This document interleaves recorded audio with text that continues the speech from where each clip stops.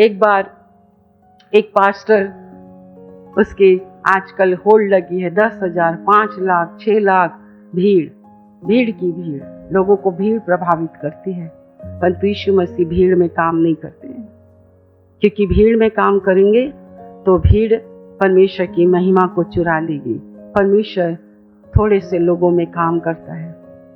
तो उस पास्टर के पास गए, उसने कहा बहुत अच्छी बात है कि तेरे चर्च में 5,000 लोग हैं, 10,000 लोग हैं, कितना भी आपकी मर्जी है भर लो, 50,000, 5 लाख भर लो, आपकी मर्जी है। परंतु प्रभु ने कहा मालूम है, केवल 7 लोगों में यीशु मसीह है, बाकी किसी में यीशु मसीह नहीं है, और उसमें से एक तू भी है। वो पास्टर को भी बोल दिया तेरे में भी यीशु मसीह नहीं है। वो एकदम परेशान हो गया। उसने जाकर अपनी वाइफ को बताया और उसे बहुत बुरा लगा कि मैं 5,000 लोगों की सेवकाई कर रहा हूँ, मेरे अंदर यीशु नहीं है। इसमें कोई बड़ी बात नहीं है, आपके अंदर यीशु मसीह होना चाहिए, आपके अंदर यीशु का स्वभाव होना चाहिए। यही हमारा प्रयास है, यही हमारी परमेश्वर से प्रार्थना है, आपके अंदर यीशु मसीह होना चाहिए। मेरे अंदर प्रभु ने कहा तुझे यीशु मसीह के स्वभाव में होना है। हम कुछ नहीं देखते, ना अपनी डिग्री देखते, ना अपनी सुंदरता देखते, ना अपने किसी चीज को नहीं देखते, हम अपने दान वरदानों को भी नहीं देखते। ये सब उसका है, मेरा कुछ भी नहीं है, मेरा कुछ भी नहीं है, सब कुछ उसका है। अभिषेक उसका है, नाम उसका है, उसके नाम से प्रार्थना करते, उसके नाम से आत्मा उतरती है, उसके नाम से चिन्ह चमत्कार होते हैं। हमसे कुछ नहीं होता है। इस दुनिया में लोग मनुष्य के नाम को ऊंचा उठा रहे हैं, चर्च के नाम को ऊंचा उठा रहे हैं, परंतु वो यीशु मसीह को ऊंचा नहीं उठा रहे हैं। ये भीड़ है, ये मनुष्य हैं। मैंने इसी शहर में बहुत से उगते हुए सूरज को डूबते देखा है, परंतु थैंक गॉड, प्रभु का धन्यवाद हो, इन 100 लोगों को तू आत्मिक बना ले तो 100 लाख के बराबर है।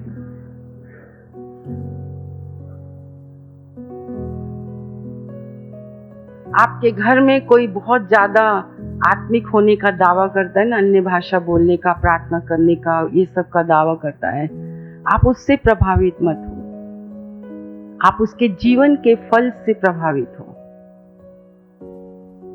जैसे यीशु मसीह है, आपसे और मुझसे घोर पाप हो जाने पर भी कहता है आई लव यू, क्योंकि मैं जानता हूं मेरा प्यार ही तुझे बदल सकता है, आपको कोई नहीं बदल सकता। आप पृथ्वी पे छूटना चाहते हैं दंडित होने के लिए, कि आप स्वर्ग में उठना चाहते हैं, तो क्या करना पड़ेगा? बोलो परमेश्वर का वचन जो मुझे यत्न से सिखाया जाता है, मैं मेरा घराना परमेश्वर के वचन को सीखने में हम मन लगाएंगे, हम अपने हृदय को लगाएंगे, हम वचन के अनुसार चलेंगे, हम अपनी बात नहीं कहेंगे, अपनी मर्जी नहीं कहेंगे, हम परमेश्वर की मर्जी पूरी करेंगे। हम अपनी आज चर्च में सब लोग अपनी बात कहने वाले लोग, जितने लोग अपनी बात कहते हैं ना, यही आपके जीवन में असफलता का कारण है, श्राप का कारण है। मेरे साथ एक वचन निकालेंगे, बार बार बोलते रहिए, मैं मेरा घराना। इस स्थान पर आप परमेश्वर के वचन को सीखने आए। आप यहूदा और इस्राएलियों के समान ना बने, टालने वाले ना बने, अनसुनी करने वाले ना बने, उसका इनकार करने वाले ना बने। आपको सत्य बताया जाता है, हम आपके सेवा के लिए हैं, हम आपको परमेश्वर का वचन बताने के लिए हैं। मैं तोड़ मरोड़ कर वचन नहीं बताती हूँ, और आपसे भी अनुरोध करती हूँ, आप तोड़ मरोड़ कर वचन ना बोले, तोड़ मरोड़ करके वचन ना ले, केवल अपने लाभ के लिए ही वचन को आप ना ले। पूरा वचन ही मेरे लिए है, ताड़ना के वचन भी मेरे लिए है। उस साथ के उसने यहूदा को नहीं छोड़ा, उसने इस्राएल को नहीं छोड़ा, उसने उनको नहीं छोड़ा जिन्होंने सड़क के किनारे और चौराहे से उन्होंने आया। उसने भी देखो, उसमें भी कितनी सीखने की बात है। मैं तो प्रचार करती हूँ, फिर घर में जाके सोचती हूँ, देखो प्रभु, अगर आपने 100 लोगों को भी बुलाया होगा तो तूने कपड़े रखे, तो देखो 99 लोगों ने पहन लिया, पर उसकी ढिठाई की आत्मा को देखो, वो क्यों नहीं पहना भाई? अनाज्ञाकारिता को देखो, उसने ये भी नहीं देखा। देखो सब पहन, कई बार हम लोग देखा देखी कर लेते हैं, अरे वो पहन लिया तो पहन ले, वो कर लिया तो कर ले, पर इसकी ढिठाई देखो, इसकी मक्कारी को देखो, इसकी अनाज्ञाकारिता को देखो। मतलब एक्स्ट्रा ऑर्डिनरी करना। चले जाएंगे लेट चले जाएंगे, क्या होता है? सब खड़े हैं, हम बैठे, एक्स्ट्रा ऑर्डिनरी। घुटने टेकने के लिए कहा गया तो खड़े हो गए, एक्स्ट्रा ऑर्डिनरी। हाथ उठाओ तो पैर उठा दिया, एक्स्ट्रा ऑर्डिनरी। कह रहे पैर उठाओ तो हाथ उठा दिया, एक्स्ट्रा ऑर्डिनरी। जो प्रभु की आत्मा कह रही है वो नहीं कर रहे हैं। जो प्रभु ने हमारे लिए तैयार रखा है वो नहीं कर रहे हैं। ये गीत गाओ, अरे नहीं ये गीत गा लो, एक्स्ट्रा ऑर्डिनरी। आप ऐसे हैं कि 99 ने पहन लिया, मैं नहीं पहनूंगा। क्या वो आलसी था? क्या वो ब्याह के वस्त्र से उसका वस्त्र अच्छा था? थोड़ा सोचो, मनन करो। उसने क्यों नहीं पहना? क्यों नहीं खड़े होते हैं? क्यों नहीं टाइम से आते हैं? क्यों नहीं आत्मा और सच्चाई से आराधना करते हैं? क्यों नहीं परमेश्वर का भय मानते हैं? क्यों परमेश्वर ने कहा तुमको भय के साथ आना है? यर्दन को पार करने के लिए यहोशू को एक खास निर्देश दिया गया कि अपने लोगों को ना मेरे से 2000 फीट की दूरी पर रखना। अब सोचो, और वो कोई धक्कम धुक्की करके जो आप लोग करते हो ना, अपने बारे में सोचो, क्यों उसने ऐसा किया? क्या वो लेजी था? क्या उस ब्याह के कपड़े से उसके कपड़े अच्छे थे? या फिर उसने क्यों नहीं पहना? उसने मेरे को लगता है वो केयरलेस बना। आज कलीसिया में बहुत सारे जो पास्टर हैं, प्रचारक हैं, विश्वासी हैं, चर्च आने वाले लोग हैं, ये सब के सब ना बहुत केयरलेस हैं, लापरवाह जिसको बोलते हैं। लापरवाही से उठना, लापरवाही से बैठना, लापरवाही से बाइबल पढ़ना। बाइबल पढ़ रहे हैं, क्या पढ़ रहे हैं कुछ समझ में नहीं आता है। सुन रहे हैं, सुनने के लिए आते हैं, पर पूछो क्वेश्चन आंसर तो एक भी जवाब नहीं रहता है। आप मेरे साथ हैं, पवित्र आत्मा के साथ हैं, सभाएं लगती हैं, ब्याह का भोज होता है, आप और आपका घराना कहाँ है? ड्यूटी ही ड्यूटी है। शनिवार के दिन भी ड्यूटी, संडे के दिन भी ड्यूटी। इतनी ड्यूटियां हैं कि प्रभु की ड्यूटियां नहीं है। मेरे प्रियो, ये ब्याह का भोज है, स्वेच्छा से आना है, प्रेम से आना है, ये परख है। आपको मालूम है कलीसिया के विषय में परमेश्वर सिखा रहा है। आप मेरे साथ निकालेंगे नीति वचन की पुस्तक और उसका 3रा अध्याय। प्लीज खड़े हो जाएंगे।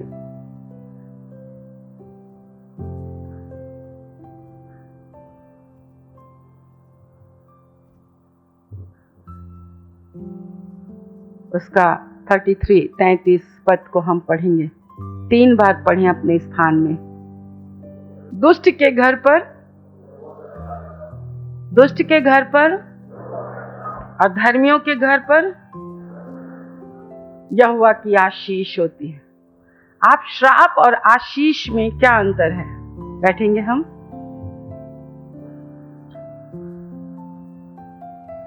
आपको एक आदर्श कलीसिया परमेश्वर बना रहे हैं। दुष्ट वो है, चलो आप वचन से ही पढ़ लो। भजन संहिता की पुस्तक मैंने बहुत बार पढ़ाया है। दुष्ट कौन है सबसे पहले, और क्यों हमारे घर पर श्राप है? 50 भजन संहिता 50 निकाल लिया आपने? ठीक है। भजन संहिता 50 उसके 16 वचन से पढ़ें। जब तूने चोर को देखा तब उसकी संगति से प्रसन्न हुआ, पर स्त्री गामियों के साथ तू भागी हुआ। तूने अपना मुंह बुराई करने के लिए खोला, तेरी जीभ छल की बातें गढ़ती हैं।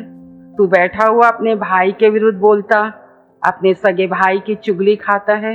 ये काम तूने किया और मैं चुप रहा, इसलिए तूने समझ लिया कि परमेश्वर बिल्कुल मेरे समान है। परंतु मैं तुझे समझाऊंगा और तेरी आंखों के सामने सब कुछ अलग अलग दिखाऊंगा। दुष्ट का अर्थ समझ में आ गया? बैठेंगे हम। क्या करता है वो? केवल वचन के बारे में बोलता है। ये प्रचारक भी हो सकते हैं, पास्टर भी हो सकते हैं, मैं भी हो सकती हूँ, सिखाने वाले भी हो सकते हैं, आप भी हो सकते हैं, जो सिर्फ वचन की चर्चा करते हैं, परमेश्वर की व्यवस्था की चर्चा करते हैं, केवल वे उपदेश देते रहते हैं, प्रचार करते रहते हैं, दूसरों को सिखाते रहते हैं, दूसरों को करते रहते हैं, विधियों का वर्णन करते हैं। ये भी लिखा है, तुमको ऐसे करना चाहिए, तुमको ऐसे करना चाहिए, तुमको ऐसे करना चाहिए, तुमको। कई लोग केवल उनका प्रचार ऐसे ही होता है। क्या आप ऐसे हैं? परंतु ये जो होते हैं वो शिक्षा से बैर रखते हैं। आपको सिखाया जाता है, आपको बोलना सिखाया जाता है। ये यीशु मसीह का स्वभाव नहीं है, ये मसीह यीशु की सृष्टि नहीं है। आप पूछते हैं ना, क्यों ये जो चीजें हैं, बुराई, ये दुष्टताई, ये कर्जा, ये बीमारियां, ये व्याकुलता, ये बेचैनी हमारे जीवन से क्यों नहीं जा रही है? चर्च होकर भी बड़े कठिनाई से हमको कोई चीज मिलती है, तो वो तुमको परमिशन नहीं देता। तुम इधर से उधर से सारे आते मार के तुम ले लेते हो। वो परमेश्वर की आशीष नहीं है। दुष्ट के घर पर परमेश्वर का श्राप, यहोवा का श्राप। कहीं आप श्रापित तो नहीं है? आपका घराना श्रापित तो नहीं है? अब वो श्राप का कारण क्या है? कि तुमने, विधि है तुम्हारे पास, नियम है तुम्हारे पास, पर दूसरे के लिए। प्रियो, आप बुरे नहीं हैं, पर आपके अंदर जो लूसीफर है ना, जो आपके अंदर शैतान की आत्मा है ना, आज बड़े बड़े राष्ट्र को कौन उभारता है? आपको नहीं मालूम, आपको नहीं मालूम, आपको नहीं मालूम। मैं तो एक बात जानती हूँ, मैं परमेश्वर से उत्पन्न हुई, तुम भी परमेश्वर से उत्पन्न हुए। तुमने इस वचन को सुना, तुमने इस वचन को सुनकर मन फिराया, तुम परमेश्वर की संतान बने, तुम यीशु मसीह पर विश्वास करते हो, मैं भी यीशु मसीह पर विश्वास करती हूँ। हम दोनों परमेश्वर से उत्पन्न हुए हैं। तो क्या मैं आपसे बैर कर सकती हूँ? आपसे बैर करना परमेश्वर से बैर करना है। आपसे नफरत करना परमेश्वर से नफरत करना है। तुम चर्च बदल रहे हो, पास्टर बदल रहे हो, सेवकाई बदल रहे हो, तो वहां परमेश्वर अलग है क्या? वहां की बाइबल अलग है क्या? वहां की बाइबल अलग है क्या? तुम भाग कर जा रहे हो, तुम नहीं बता रहे हो, तो परमेश्वर नहीं देखता है। हेलो, मेरे साथ हैं? सीख रहे हैं? बुद्धिमान बनना है, समझदार बनना है। आपको मालूम है, एक उत्साहित करने वाली भी सेवकाई होती है, और मैं प्रभु का धन्यवाद करती हूँ। ये उत्साहित करने वाली सेवकाई प्रभु ने मुझे दिया। अगर मैंने आपको एक झप्पी लगा लिया ना, तो आपके अंदर की दुष्टात्मा ऐसी ही चली जाती है।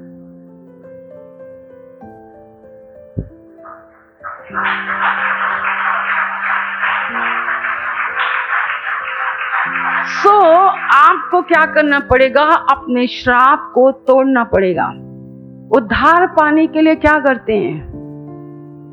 उद्धार पाने के लिए आप क्या करते हो? आपको मुंह से कहना पड़ता है, आपको मुंह से कहना पड़ता है कि मैं पापी हूं, परंतु आपने मेरे पाप उठा लिए, आपने मेरे पाप के दंड को सह लिया, मेरे दंड को आपने उठा लिया, और मेरे प्रभु के यीशु के लहू ने मेरे पापों को क्या किया? क्षमा किया, तो मुझे उद्धार। आप गूंगे बन के बैठे रहोगे ना, तो उद्धार नहीं मिलेगा।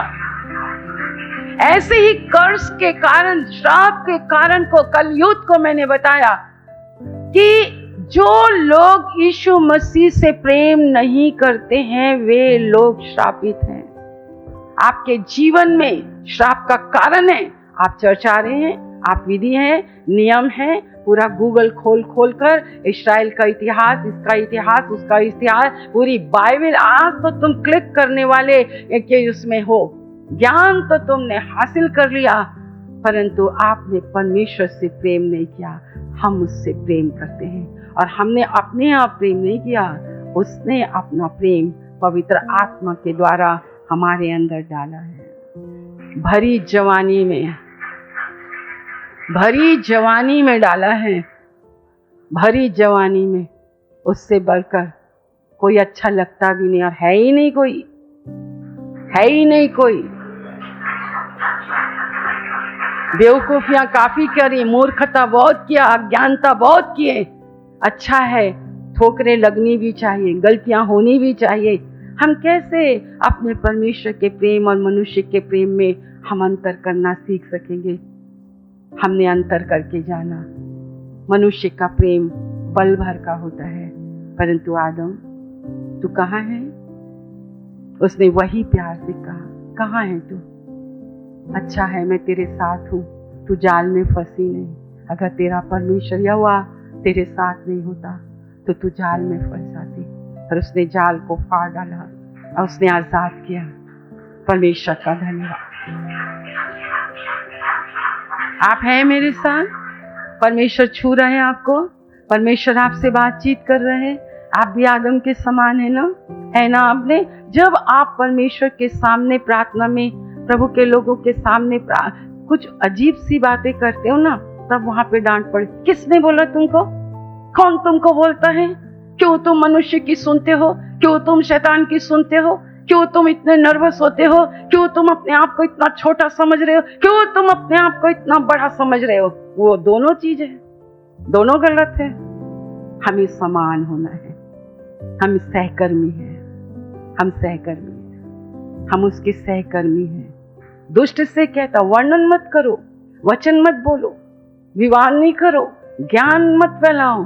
पर तू तो चोर को देखा तो उसी के साथ खड़ा हो गया, पर स्त्रीगामी को देखा तो उसी के साथ खड़ा हो गया।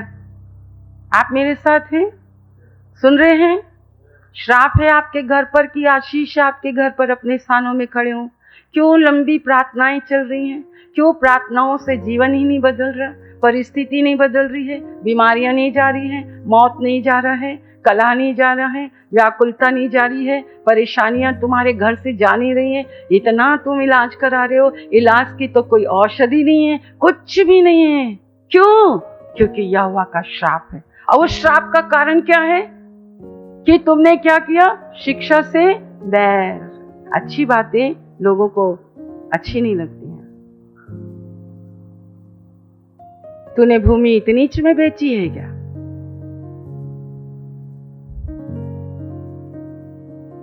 मैं उत्पत्ति पढ़ रही थी और मेरा ध्यान गया और मैंने उसे बार बार पढ़ा और मैं आपको पढ़ा के छुड़ा रही हूँ। और आपको प्रार्थना की जरूरत नहीं है, आपको उपवास की जरूरत नहीं है, आपको श्राप को तोड़ना है। तुमने शिक्षा से बैर किया, तुमने डांटने वाले से बैर किया, तुमने अपने शिक्षक के विरोध में तुमने मुंह खोला, तुमने अपने घर में बोला, तुमने उसके सामने झूठ बोला। हनन्याह और सफीरा ने क्या पतरस से झूठ बोला? आप मुझसे झूठ बोलते हो, आप पवित्र आत्मा से झूठ बोलते हो। श्राप का कारण है जो इस कलीसिया में परमेश्वर हम नहीं जानते। यहाँ तो हमेशा सत्य बोला जाता है, हम भी गिर जाते हैं। गिर गए तो प्रभु जी गिर गए। तुमने नहीं किया, इसका मतलब वहां पे वो चीज नुकसान हो सकती थी। तुम प्रार्थना में नहीं आए, उस दिन तुम भरे जा सकते थे। उस दिन तुम्हारा उद्धार का दिन था, उस दिन तुम्हारी सफलता का दिन था। जगह है? सुन रहे हैं? अपने घर में पहचाने। ये नहीं है खाना है, कपड़ा है, ये है, वो है। ये तो संसार के लोगों के पास भी है। बिस्तर में आराम से सुख की नींद सोते हैं।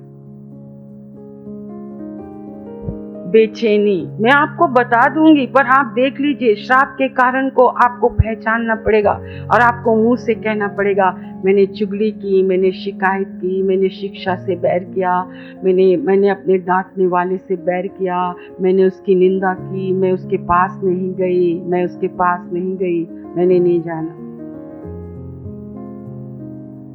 जिस घराने में खुदा ने मुझे अपने लहू से खरीदा, लहू से मोल लिया, मुझे अपना बनाया, मुझ जंगली दाग को, मैंने तो तुझे जैतून कहा, हरी बाग कहा, कनान के उसमें रहा। मैंने तो सोचा तू ऐसी हरी थी, भरी थी, मन भरी थी, तुझ में ऐसा फल लगेगा और ऐसा होगा, तू होगा। परंतु आज मेरे प्रियो, आज वो पीड़ा से ना, वो किसी भी चीजों से हम छूट नहीं पा रहे हैं। ये प्रार्थना से नहीं जाता है, ये श्राप है। और वो श्राप का कारण है क्योंकि आपने अपनी जीभ से ये सारी बातें की। अगर तुमने मेरी नहीं सुनी, आज इस्राएल ने परमेश्वर की नहीं सुनी, यहूदा ने प्रभु की नहीं सुनी, उस इंसान ने उस ब्याह के वस्त्र को पहनना नहीं सुना। क्या परमेश्वर किसी के साथ पक्षपात करता है? नेवर, कभी नहीं। वो मेरे लिए भी वैसे ही है जैसा वो आपके लिए है। ये ना झूठी बातों में नहीं आना, हिल हिल के प्रार्थना, जोर जोर से प्रार्थना, जोर जोर से गाना। अब ना ये शोर शराबा बंद कर दो और बदलने के लिए तैयार हो। कितने लोग बदलने के लिए तैयार हैं? कितने लोग निचली दशा में जाने के लिए तैयार हैं? जब हमारा यीशु आए तो हम सब 100 के 100 लोगों में यीशु मसीह दिखाई देना चाहते हैं। आप ऐसा चाहते हैं? आप ऐसा चाहते हैं? आप ऐसा चाहते हैं? परमेश्वर के लोग ना, दाऊद तो कहता, अगर मेरे को अभिषिक्त जन मारे भी ना, तो ये मेरे लिए उस उत्तम तेल के समान है जो सियोन से गिरता है।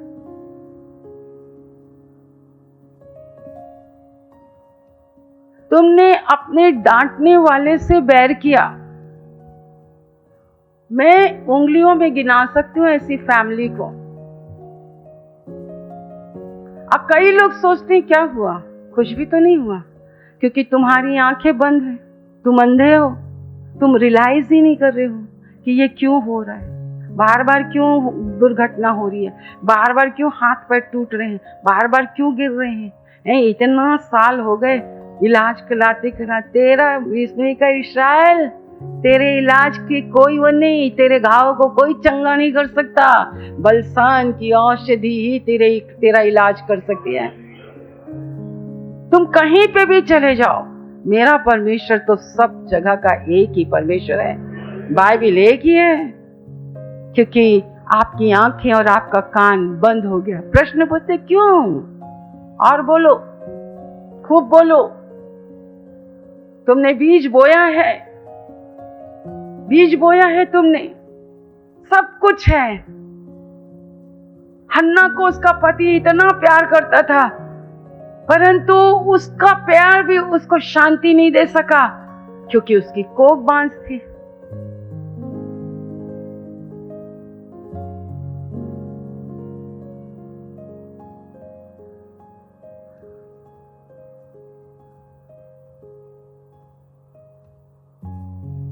इस कारण ये बेचैनी है, डिप्रेशन, सप्रेशन, बेचैनी, व्याकुलता, डिस्टर्बेंस, पढ़ाई में डिस्टर्बेंस, नौकरी में। जो पढ़े लिखे हैं उसके हिसाब से नौकरी नहीं मिली। आइए अपनी आंखों को बंद करें, प्रार्थना करें। कब कब कहां कहां आपने चुगली की, शिकायत की, निर्णय से घृणा किया। उद्धार के लिए आप खुद बोलोगे तो उद्धार मिलेगा। कोई पास्टर आपको उद्धार नहीं देता, कोई प्रचारक आपको उद्धार नहीं देता। उद्धार मैंने आपको नहीं दिया, चंगाई मैंने आपको नहीं दी, आपके श्रापों को मैं नहीं तोड़ सकती हूँ।